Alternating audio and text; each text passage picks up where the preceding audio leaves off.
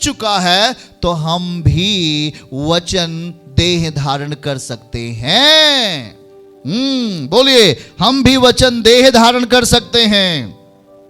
हमारे पास एक अथॉरिटी आ गई, हमारे पास एक अधिकार आ गया, हम भी वचन देह धारण कर सकते हैं। और जब वचन देहधारी होता है तो मैं आपको बताऊं, वो अनुग्रह के साथ होता है। आमेन। मतलब जैसे कि किसी को फांसी होने वाली है और जज सामने बैठा है और उसे केवल ऑर्डर देना है कि इसको फांसी की सजा हो जाए, पर वो जज आपको फ्री कर देता है। ऐसा अनुग्रह जहां पर आप बिल्कुल नाश हो चुके हैं, खत्म हो चुके हैं, कुछ भी नहीं आपके जीवन में रास्ता दिखाई पड़ता है, आपका जीवन बिल्कुल खत्म हो चुका है, ऐसी परिस्थिति में प्रभु कहता है, तू मेरा वचन अपने शरीर के अंदर, अपनी आत्मा के अंदर धारण कर ले, कपड़े की नहीं। वचन देह धारण हो गया। ये बहुत अलौकिक है। पड़ोसी को हाथ मिला के बोलो, भाई ये बहुत अलौकिक है। अगर आप हमारे सामने अभी होते चर्च में तो जितने लोगों को मैं इस बात का प्रकटीकरण दिखाता कि आप मुझे छू रहे हैं क्या। आप अगर हमें छूते तो हमें छूते वक्त आप उस बात का एहसास करते जो वचन यहां दे धारण हो गया है। मैं आपको सच बताता हूं, मैं प्रगटीकरण को मैं दिखाता अभी आपको, लेकिन कुछ दिन के बाद हम आपको दिखाने वाले हैं जल्दी चर्च में। आमेन, हालेलुया। मैं आपको अलौकिकता का चमत्कार दिखाता। बोलो, यीशु मसीह जा रहे हैं चेलों के साथ में, ओ हालेलुया करते हुए सारे चेले लोग अपना यीशु मसीह के साथ में जा रहे हैं, पर एक स्त्री आती है, चुपके से यीशु के कपड़े को छू लेती है। अरे क्या है उस कपड़े में, अरे क्या है उसके शरीर में। वो तो जा रहा था, वो स्त्री को नहीं देखा, पर स्त्री ने उस व्यक्ति को देखा जिसका नाम यीशु है, जिसने वचन को पहन लिया है तो हड्डी मांस, वही आंखें, बाल हैं, दाढ़ियां है, हाथ है, पैर है। हमारे आपके जैसा प्रभु था, वो बेटा बन के इस दुनिया में आया और उसके शरीर को जैसे ही वो छुआ वो चंगी हो गई। इसका मतलब क्या है कि उसने वचन को देह धारण कर लिया है। अब वचन शरीर बन चुका है। अब उसका शरीर संसार नहीं बना, अब उसका शरीर व्यभिचार का अड्डा नहीं बना, अब उसका शरीर इस दुनिया का चकाचौंध, इस धोखा, छल और छलावा नहीं बना, पर वो शरीर उसका वचन बन गया। अब ये शरीर वचन से बन गया है। इसलिए अब इस शरीर को, अब इस हड्डी मांस के शरीर को जो भी छुएगा चमत्कार पाएगा। आमीन। क्योंकि यहां लिखा है वचन देह धारी होगा। केवल मसीही नहीं, केवल यीशु मसीह ही नहीं कर सकता, परंतु वो अधिकार सत्ता यीशु मसीह के रास्ते आपके पास आ गया है। अब आप भी वचन देहधारी कर सकते हो। और जब वचन देह धारण होगा तो उसमें क्या चीज होगी? पहला चीज अनुग्रह होगा। क्या होगा? अनुग्रह होगा। जैसे पहला यूहन्ना की किताब में लिखा, यूहन्ना ने लिखा है कि अब हम उस वचन को छू सकते हैं, अब उसे देख सकते हैं, वरना अब उसे हम ध्यान से देख सकते हैं और अपने हाथों से छू सकते हैं। जैसे ही ये प्रक्रिया आप करोगे, ध्यान से छूना, ध्यान से देखना, ध्यान से उसके साथ बैठना, ध्यान से अपने हाथों से प्रभु को छू लेना, जैसी ये प्रक्रिया आप शुरू करोगे, लिखा है 2 पद में और पहली लाइन में, यह है जीवन प्रकट हुआ। आप दोनों दिखा सकते हैं? दिखाइए। पहला यूहन्ना पहला अध्याय 1 और 2 वचन देखिए हमारे साथ, हम आपको समझाने का प्रयास कर रहे हैं। ये अद्भुत है। बोलो, ये अद्भुत है। अगर आपने आज इसे समझ लिया तो आप एक चमत्कार बन जाएंगे। आमीन। आप एक चमत्कार बन जाएंगे। चलिए हमारे साथ देखिए, हम आपको ध्यान से हम इसमें जल्दबाजी नहीं करेंगे, क्योंकि मुझे मालूम है आज साल का पहला दिन है और मैं जानता हूं कि आज अगर आपने वचन को देह धारण किया, 365 दिन आप शैतान को दौड़ा दौड़ा के मारेंगे, शैतान को आप भगा देंगे, शैतान को आप हरा देंगे, बीमारी को आप हरा देंगे। देखिए, उस जीवन के वचन के विषय में आप हमारे साथ पढ़ रहे हैं ना, उस जीवन के वचन के विषय में पहला यूहन्ना पहला अध्याय और पहली आयत को हम पढ़ रहे हैं। उस जीवन के वचन के विषय में, जो आदि से था पर वो प्रकट रूप में नहीं था, पिताजी प्रकट रूप में थे। हाँ, जिसे हमने सुना, ओ बोलिए, जिसे हमने सुना, तो हमें सुनने की जरूरत है। फिर जिसे अपनी आंखों से देखा, पढ़ने वाले भाई लोग आप मोबाइल पर देख रहे हैं, जिसे अपनी आंखों से देखा, तो हमें देखने की जरूरत है। केवल वचन पढ़ा ही नहीं जाएगा, परंतु देख सकते हैं आप उसे, उसके प्रकटीकरण को। और हमने उसे देखा, और फिर लिखा है वरन, उससे थोड़ा ऊंचे हाई लेवल पे आकर, वरन और अधिक मन लगाकर, वरन जिसे हमने ध्यान से देखा। ओ वाह, अलौकिक। आप अगर हमारे सामने होते तो मैं बोलता हूं आज मैं आपको एक बड़े चमत्कार को दिखाता। देखो, वरन जिसे हमने, वरन बोलो, वरन जिसे हमने ध्यान से देखा, अपने मन को, अपने विवेक को लगा दिया उसके ऊपर, जो धारण करने वाला है एक शरीर। ध्यान से देखा और हाथों से छुआ, बोलो हाथों से छुआ। वाह, हाथों से छुआ। दूसरी आयत, ये काम करने के बाद दूसरी आयत कहता है यह जीवन प्रकट हुआ। मतलब ये जीवन प्रकट हुआ, तब प्रकट हुआ जब हमने उसे सुना, जब हमने उसे अपनी आंखों से देखा, वरन ध्यान से देखा और अपनी हाथों से छू लिया। ये जैसी मेरे अंदर इच्छाएं आ जाती हैं, यीशु मसीह का सामर्थी प्रकटीकरण आपके परिवारों में, आपके बच्चों के अंदर, आपके बड़े बुजुर्गों के अंदर, आपके फैमिली के हर एक पर्सन के अंदर वो प्रकट हो जाता है। ये जीवन प्रकट हुआ जिससे हमने, दो वचन पूरा देखेंगे, जिससे हमने देखा था, देखा तो प्रकट हुआ, और हम गवाही देते हैं। आमीन, हालेलुया। मेरे प्रियो, आइए एक बातों को समझिए जरा, प्रभु क्या समझाना चाहता है। यह जीवन प्रकट तब हो रहा है जिसे हमने देखा है। क्या आप प्रभु को देख रहे हैं? क्या परमेश्वर के वचनों को आप जब अपने जीवन में पूरा करते हैं तो आप प्रभु को देख लेते हो।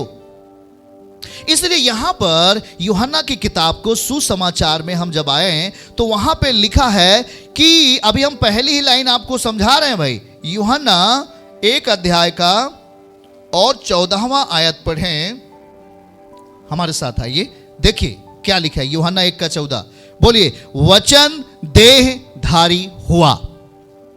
ये तो नॉर्मली आप कोई भी बोल सकता है, वचन देहधारी हुआ। अरे ना भैया, ना ना ना ना, वचन शरीर बन गया, ऐसा बोलो तब आपको और गहरा लगेगा।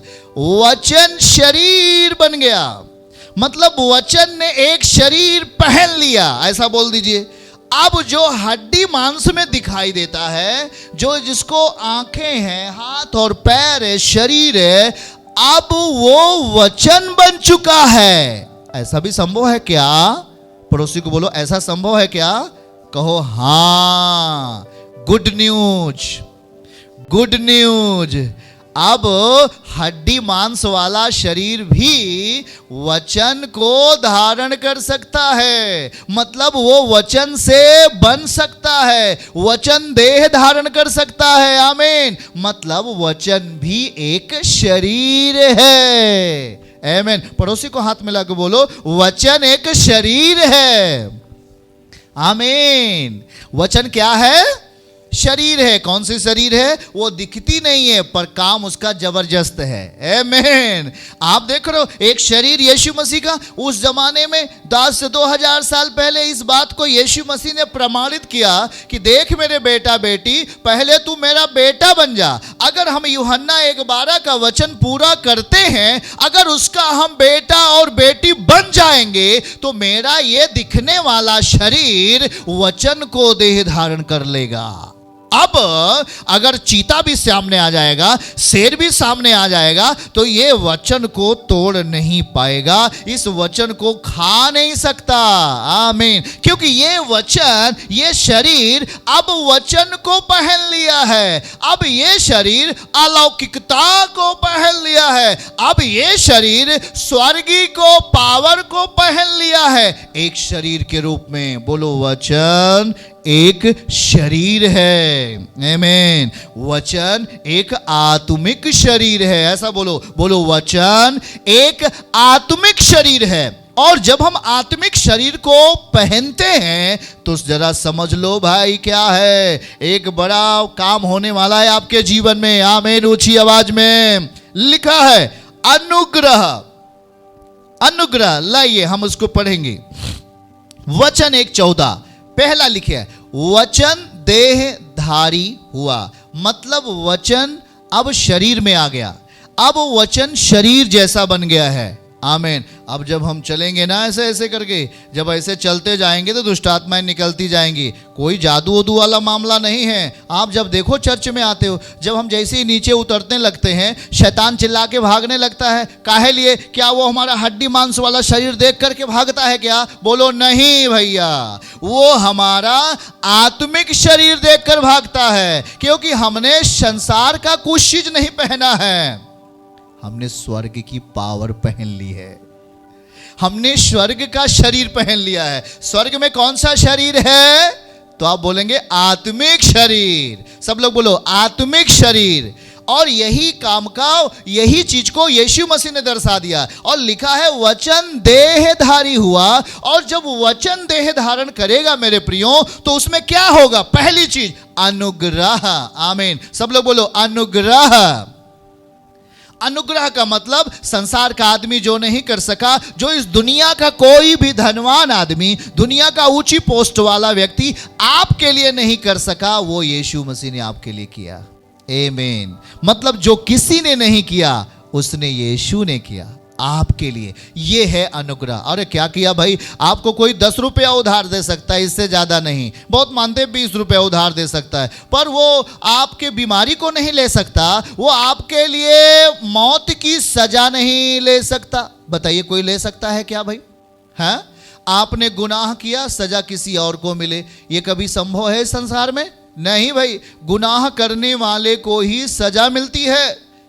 पर ध्यान से सुने, यही तो अनुग्रह है कि हमने पाप किया, इन हाथों ने पाप किया, इन पैरों ने पाप किया, इन दिमाग ने पाप किया, सोच विचार ने पाप किया, पर प्रभु हमारे मध्य में आकर के कहा बेटा तू मेरा बेटा बन जा। कैसे बेटा बनेंगे भाई? यूहन्ना 1:12। हमने उसे ग्रहण किया, अपना प्रभु माना और हम उसके बेटे बन गए। फिर क्या हुआ? जैसे ही हम बेटे बन गए, प्रभु ने नेक्स्ट लेवल के लिए हमें तैयार किया। बोलो, एक ऊंचा लेवल के लिए तैयार करने वाला है। और ऊंचा लेवल को तैयार करने के लिए प्रभु हमें यूहन्ना 1:14 का वचन दिया और कहा, पढ़िए, वचन देहधारी हुआ। ये नेक्स्ट लेवल है। आमेन। ये हाई लेवल वाला है वचन। वचन देहधारी हुआ। हम लोग देह में हैं, अब वचन हमारे ऊपर देहधारी होगा। बातों को समझिए जरा, इस बातों को देखिए जरा, क्या लिखा हुआ है आप स्क्रीन पर देख रहे हैं। वचन देहधारी हुआ और फिर अनुग्रह जो किसी ने नहीं किया, वो यीशु मसीह ने मेरे लिए किया। अनुग्रह उसी को बोलते हैं। हाँ, उसी को बोलते हैं अनुग्रह। और सच्चाई से, बोलो सच्चाई से। और सच्चाई क्या करती है? यूहन्ना 8:32 आजाद करती है। अनुग्रह क्या करता है? जो चीज नहीं है वो आ जाएगा। आमीन। जो चीज नहीं हुआ मेरे जीवन में, उससे बढ़कर मेरे लिए काम हो जाएगा। अनुग्रह और सच्चाई से परिपूर्ण होकर। ओ पड़ोसी को बोलो भाई परिपूर्ण होकर। मतलब उसमें किसी चीज की कमी नहीं थी भैया, किसी चीज की उसमें कमी नहीं है, वो है परिपूर्ण। परिपूर्ण, हाँ परिपूर्ण, किसी चीज की घटी नहीं है। वो अनुग्रह ऐसा बन के आया और सच्चाई हमारे लिए ऐसी आई कि सब कुछ को हमको परिपूर्ण कर दिया, किसी चीज की घटी नहीं। परिपूर्ण होकर हमारे बीच में डेरा किया। क्या किया भैया? पड़ोसी को हाथ मिला के बोलो डेरा किया, डेरा डाल दिया। यीशु मसीह हमारे बीच में डेरा डाल दिया, हमारे बीच में डेरा किया, रहने लगा। और क्या लिखा है? हमने मतलब हम लोगों ने उसकी मतलब यीशु मसीह की ऐसी महिमा देखी जो कभी नहीं देखी थी इस संसार में। ऐसी महिमा देखी जैसे पिता के इकलौते की महिमा। वाव, पिता के इकलौते की महिमा। पिता के इकलौते की महिमा आपने क्या देखा? अरे भैया वो गया तो मुर्दों को एक शब्दों में जिंदा कर दिया, ये महिमा आपने देखी। याईर की बेटी को बोला, ए बेटी उठ जा, वो मरी हुई थी उठ गई, ऐसी महिमा देखी। ओ 10 कोड़ी आ गया, वो बोला जा तू अपने याजकों को दिखा, वो जाते जाते शुद्ध हो गए, ऐसी महिमा देखी। वही लिखा है ना, पिता के इकलौते की महिमा जैसे हम लोग देखने वाले हैं वो महिमा। अब वो छू रहा है किसी कोढ़ी व्यक्ति को और वो चंगा हो गया तुरंत। ऐसी महिमा देखी और ऐसी महिमा देखने जा रहे हो। वो हमारे लिए हाथों में खीली ठुकवाई और हमारे लिए कांटों का मुकुट पहना, सर में और पैरों में खीला ठुकवाया, सलीब पे चढ़ गया। और देख रहे हैं कि सलीब से चढ़ने के बाद वो जो मरता है शरीर में, तो मुर्दों में से तीसरे दिन जी उठता है, मृत्यु को हराकर। पिता के इकलौते की ऐसी महिमा देखी। जब हमने ऐसी महिमा देखी है तो आज क्यों ना देखेंगे? ओ पड़ोसी को हाथ मिला को बोलो, आज हम महिमा क्यों ना देखेंगे? आज हम महिमा क्यों ना देखेंगे भाई? आज हम इस सत्र के पहले दिन से लेकर 365 के दिन, आखिरी दिन व्यतीत करने तक हम पिता के इकलौते की महिमा जैसे देखी है वैसे ही देखेंगे। तेजी से चिल्लाओ, चिल्लाओ सब लोग, देखें, बोलो देखेंगे। आमीन। जैसे पिता के इकलौते की महिमा। अरे बाप रे, पिता पुत्र को मरने थोड़ी देगा, सजा दे दिया पर वो मरने नहीं देगा। वो ऐसी हम पर सजा हो गई थी पर हम मरे नहीं, हम जी उठे हैं। हालेलुया। वो महिमा, बोलो वो महिमा हम देखने जा रहे हैं।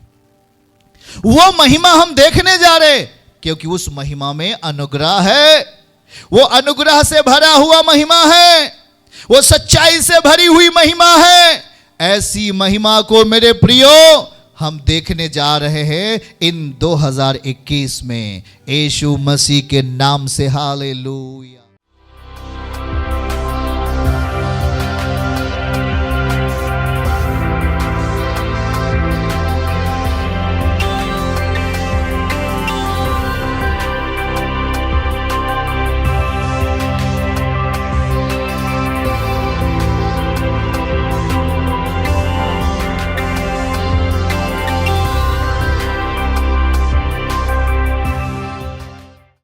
यीशु आश्रम मिनिस्ट्रीज की हर लेटेस्ट अपडेट को पाने के लिए हमारे YouTube चैनल को सब्सक्राइब करें और नोटिफिकेशन पाने के लिए बेल आइकन को जरूर दबाएं।